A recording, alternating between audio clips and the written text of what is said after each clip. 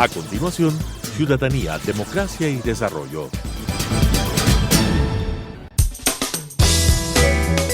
Clasificación B, bajo supervisión de un adulto.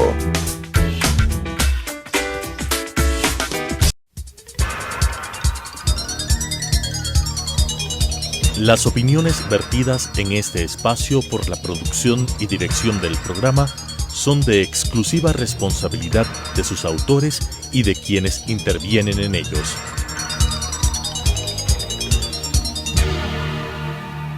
Telesucesos, Canal 29, UHF y la Unión Nacional de Periodistas presentan Ciudadanía, Democracia y Desarrollo, un espacio para explorar la acción ciudadana en relación a las políticas públicas y su impacto en la calidad de vida de los ecuatorianos. Ciudadanía, Democracia y Desarrollo. Sean ustedes bienvenidos y bienvenidas, queridos amigos y amigas. Como todas las semanas, este es el programa de la Unión Nacional de Periodistas en coproducción con este canal. Y este es el programa Ciudadanía, Democracia y Desarrollo. Ha transcurrido ya un poco más de una semana desde que el presidente del Ecuador, Guillermo Lasso, se posesionó en sus funciones, tomó juramento y desde luego emitió su primer discurso. A partir de ese día 24 de mayo ha venido sucediéndose también una cantidad de hechos ya en las funciones que él desempeña. Le hemos invitado nosotros al doctor Francisco Huerta Montalvo. Es un médico y es un político, fue ministro del Interior en el 2000, fue también embajador de Ecuador en Venezuela entre 1988 y 1992, también fue ministro de Salud 1982 y 1983 y desde hace algún tiempo también se desenvuelve como analista y columnista de medios. Un gusto, un honor tenerle a Francisco Huerta Montalvo en este espacio de la Unión Nacional de Periodistas. Francisco, quisiéramos por favor preguntarte, ¿cómo ves tú al presidente Guillermo Lasso? Si bien es cierto, son apenas días, un poco más de una semana, pero ¿cómo lo ves ya en los hechos? Porque uno en el discurso puede tener frases muy bonitas, muy coherentes, muy bien traídas, pero ya el rato de ejecutar y de realizar el trabajo es otra cosa. Bienvenido. Gracias, Mariana, muy gentil por la entrevista. Realmente es un gran gusto conversar con ustedes que tan importante rol han cumplido como profesión, como gremio, en defensa de las libertades, que nos permiten juzgar ahora con más objetividad que antes, más serenidad, y sin miedo. No digo porque casi nunca lo tuve en el gobierno anterior ni en el que lo precedió. Yo sostengo y mantengo que la mejor defensa de la libertad de expresión se hace ejerciéndola. Pero eso lo recalco porque cuando me preguntas cómo veo el gobierno, uno siempre lo puede ver peor de lo que se imaginaba o tal cual se lo imaginaba. En este caso yo lo veo mejor de lo que me lo imaginaba. El escándalo hubiese sido una coalición de derecha con el correísmo. Felizmente, y vale la pena recalcarlo porque comienza a ser una condición ecuatoriana importante de analizar, la presión ciudadana evitó que esa coalición se constituya, la rompió el presidente Lasso y ahora tiene que gobernar desde el centro para poder tener coherencia con sus aliados de centro izquierda a izquierda como Pachacutic y la izquierda democrática. Entonces, para mí, mejor que antes. A propósito, Francisco, de lo que acabas de mencionar, parecería que empieza a emerger realmente una participación ciudadana. Y lo digo esto por lo ocurrido también esta madrugada en la capital de los ecuatorianos, donde la sociedad civil ha jugado un papel muy importante para la remoción del alcalde del doctor Jorge Yunda. Y pongo esto hincapié porque antes, en la década, se nos hizo creer que la participación ciudadana funcionaba, pero a través de la institucionalidad. Entonces, claro, en nombre sonaba muy agradable, pero estamos viendo esta movida política del presidente Lasso en su momento y esta madrugada para la remoción del alcalde Jorge Yunda, ¿hay un despertar cívico del ecuatoriano, de la ecuatoriana? ¿Empieza a empoderarse de su rol también como ciudadano dentro de la democracia? Sin duda que sí. Y me parece que es un fenómeno continental. En otros países con alto costo, en Chile, por ejemplo, han tenido que llegar a lo que llegaron para que se convoque una constituyente, que ahora va a ser una nueva constitución, y algunos que tenemos esa experiencia nos pone los pelos de punta, aunque confiamos en la madurez cívica de los chilenos. Pero de todos modos, a redactar un texto constitucional no puede irse por votación popular. Y además nos sospecha la situación, nos hace sospechar que detrás está la mano del socialismo del siglo XXI queriendo tomarse los países por otros medios. Ya no quieren los métodos tradicionales de la democracia, la manipulan a su gusto y buscan hacerse cargo. En el Ecuador ya pagamos el piso en octubre y visto también lo de Chile, cada vez los partidos políticos son menos el eslabón de comunicación entre la sociedad y el Estado. Ahora vamos en representación directa. Tampoco, por supuesto, a partir de un consejo de participación social. Eso fue un invento para tomar bajo control precisamente a los organismos de control. Eso hay que acabarlo más bien. Pero mientras tanto hay que seguir construyendo ciudadanía. Lo que pasa en América Latina, lo que puede pasar en Colombia en las elecciones, lo que está pasando en las calles. Y en Perú. Lo que va a pasar en Perú, exactamente. Y con alternativas más duras que la nuestra, ¿no? Porque la nuestra era entre el candidato de Correa y Guillermo Lasso. Pero acá es entre Keiko Fujimori y este señor Castillo. Duro, duro, duro. Sin embargo, lo de Colombia es más todavía complicado. A mí me parece que eso se llama simple y llanamente guerrilla urbana, que sobre la base de la protesta social, que tiene 1001 causas legítimas, casi todas ellas, se ha montado un escandaloso movimiento guerrillero urbano con financiamiento del narcotráfico y las incidencias de la FARC, que también son narcotráfico violento, para amedrentar, para violentar situaciones, para cobrar por llegar a su casa a la gente que vive por esos barrios que están tomados, para asustar y quemar policías en una actitud impúdica de atentado contra todo tipo de derechos de las otras personas a nombre de que les respeten los propios.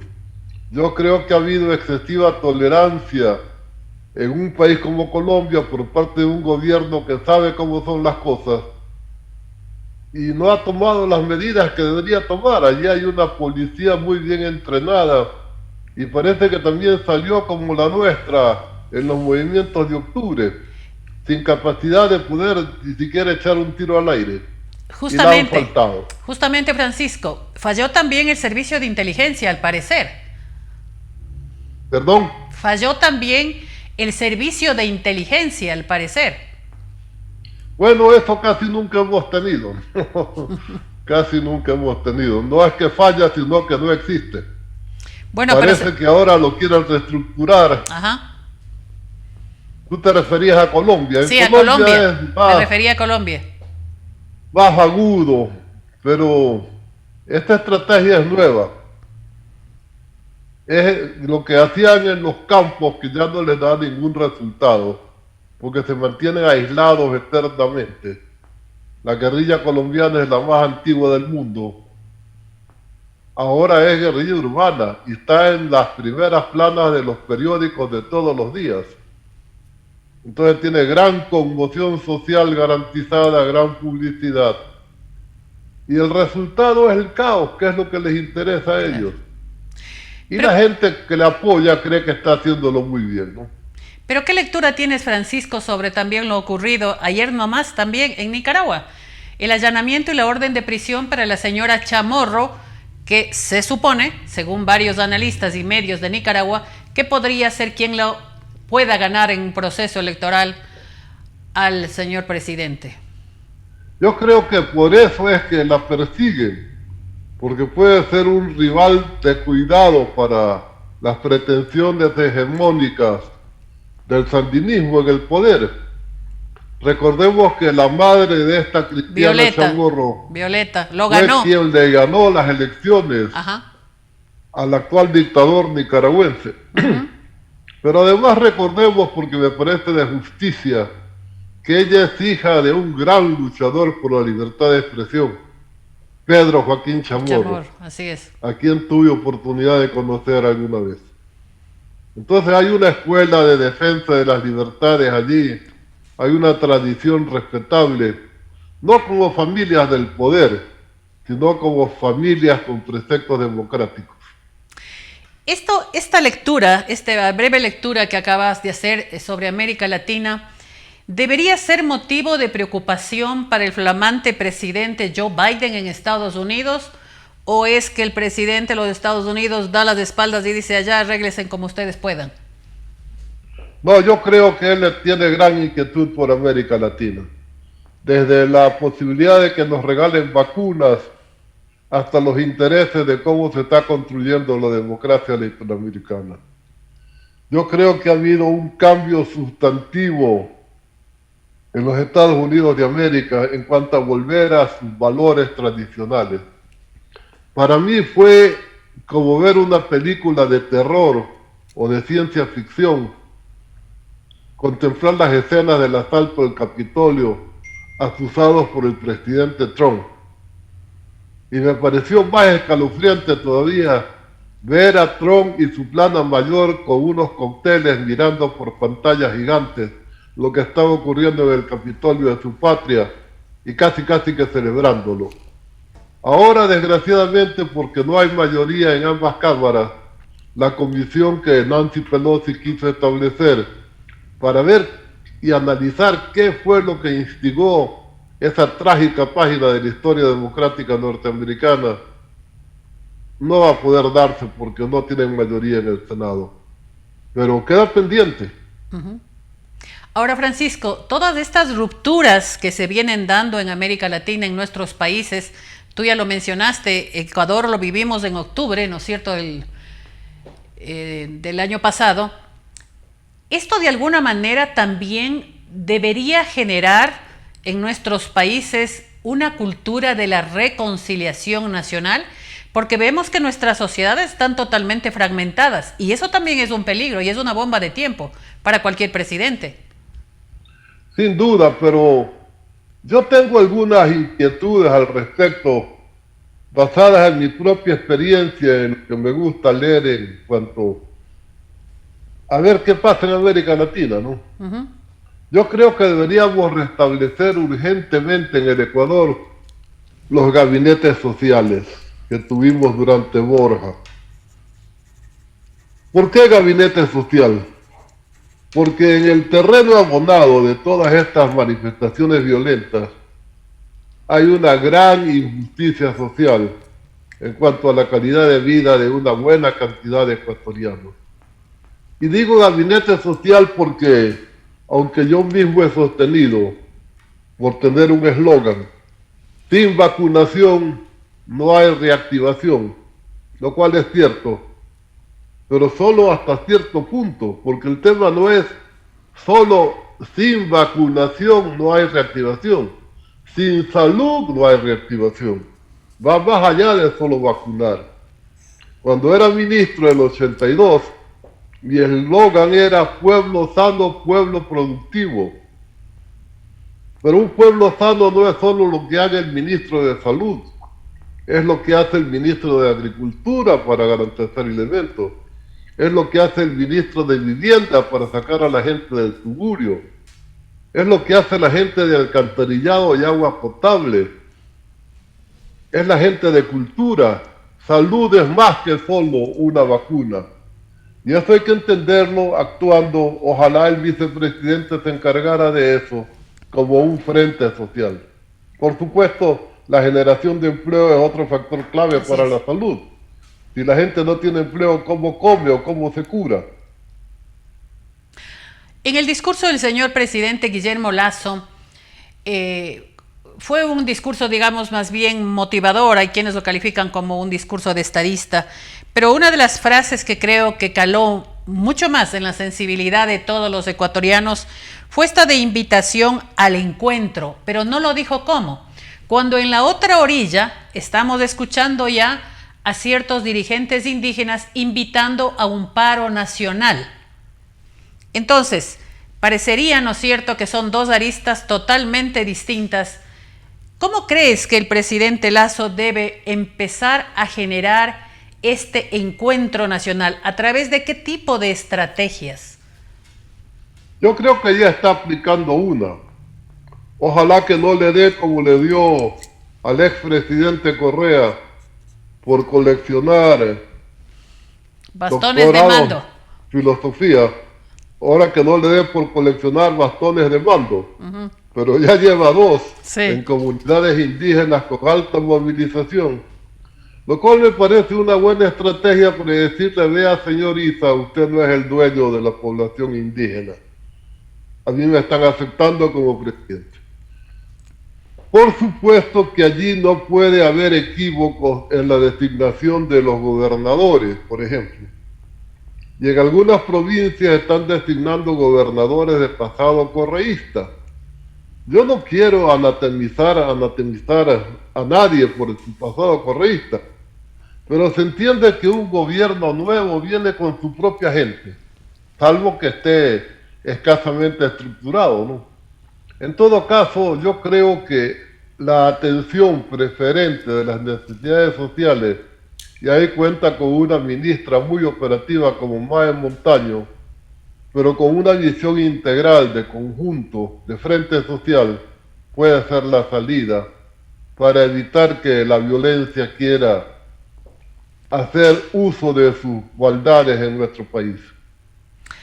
En la capital de la República, Francisco, y me gustaría escucharte en Guayaquil, por ejemplo, otra de las ciudades grandes del país, ¿qué aire se respira? Sobre todo cuando se escuchó con firmeza decir por parte del presidente Guillermo Lasso: se acabó la persecución política en el Ecuador. No he venido a saciar el odio de pocos, sino el hambre de muchos. ¿Qué mensaje nos está enviando a los ecuatorianos? Yo insisto en que si ideológicamente pensábamos que Guillermo era un hombre de derecha, en el transcurso de 3 campañas ha ido conociendo una realidad del Ecuador que hacen que reubique y reacomode su pensamiento hacia el centro. Yo creo que ese discurso no es el de un hombre de derecha tradicional, al menos. Es un señor que evidencia su visión espiritual de la vida, pero respeta el laicismo. Es un señor que dice: yo tengo claras convicciones católicas, pero respeto las decisiones de la Corte Constitucional. Es decir, hay un talante democrático que es digno de ser relevado. Ojalá se lo cultive y permanezca, porque ese debería ser el talante de todo dirigente político que aspira a ser un estadista y no simplemente alguien que transita por el poder sin pena ni gloria. A mí como periodista me queda una duda, Francisco, y no sé si nos puedes ayudar a aclarar. Parecería que el presidente Guillermo Lasso tiene muy claros los qué hacer, pero a mí me queda la duda, porque al menos en el discurso no lo dijo, cómo lo va a hacer. Y a veces es mucho más importante el cómo que el qué. Sí, y los con quién, y los para quién. También. Pero yo creo que eso es producto de que tuvo que cambiar su patrón de actividades, de un planteamiento que ya estaba escrito de absoluta derecha. Visto lo visto, está elaborando un planteamiento nuevo. Es posible que en cuanto a reforma tributaria tenía preparada una muy parecida a la de Colombia. Y ya ves lo que le hubiera costado. Claro.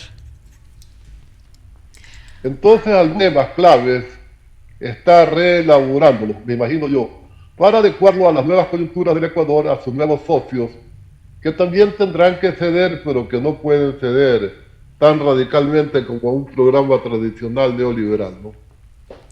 ¿Cómo calificas tú, Francisco, la designación de Guadalupe Liori como presidenta de la Asamblea Nacional?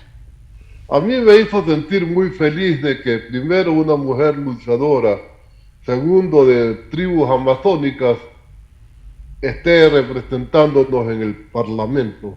Y fue parte interesante del discurso de Guillermo Lasso hacer esta notable figura de que no nos imaginábamos nunca que un banquero y una mujer lideresa amazónica estén presidiendo dos funciones del Estado, pero aquí están, y con la complacencia de todo el país, definitivamente. Vamos cambiando. Ajá. ¿Cómo lo calificarías al discurso de Guadalupe Liori?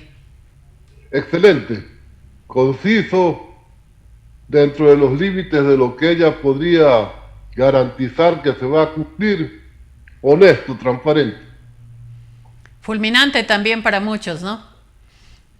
Toca, porque después de todas las que ha pasado tiene que mostrarse. Uh-huh.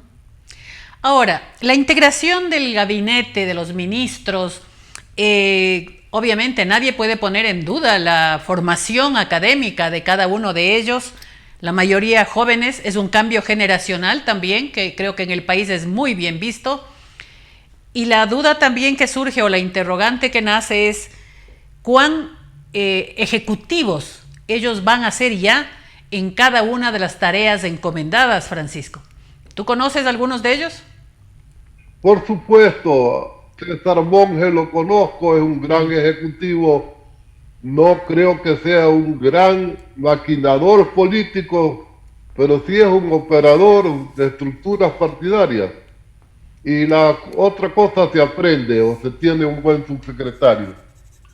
El ministro Cabrera es un viejo político azuayo que creo que puede hacer un papel relevante en obras públicas, tiene experiencia de haber sido prefecto de su provincia. Uh-huh. Tal vez fue un error sacarlo del Parlamento, no sé quién es su suplente.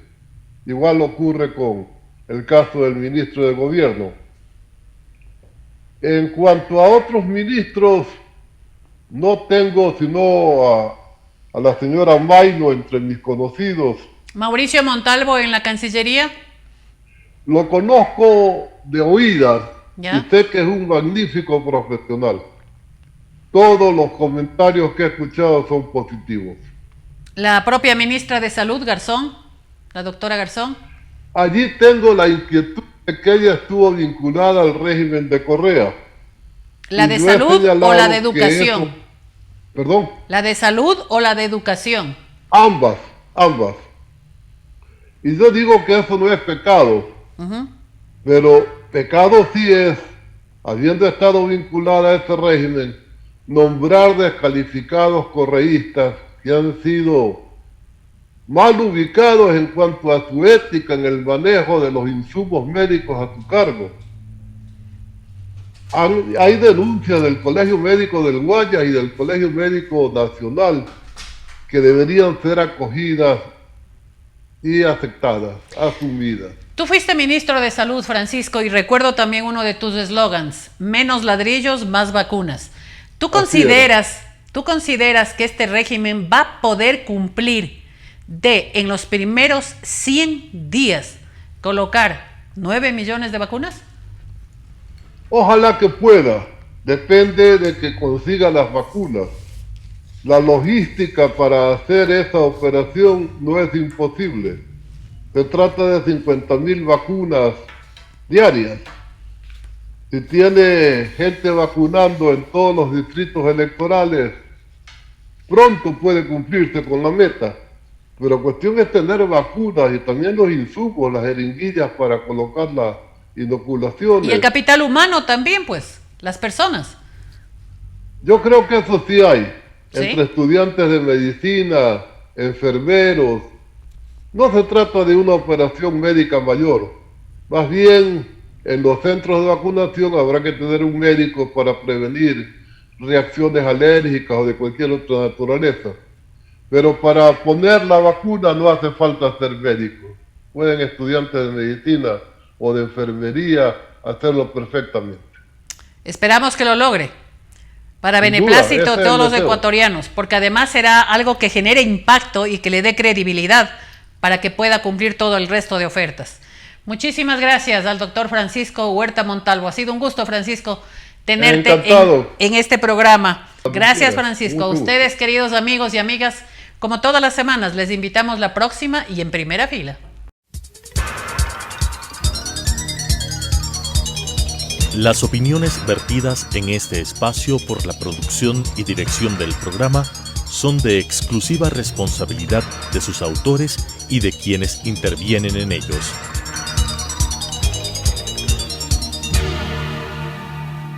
Telesucesos Canal 29 UHF y la Unión Nacional de Periodistas presentaron Ciudadanía, Democracia y Desarrollo, un espacio para explorar la acción ciudadana en relación a las políticas públicas y su impacto en la calidad de vida de los ecuatorianos. Ciudadanía, Democracia y Desarrollo.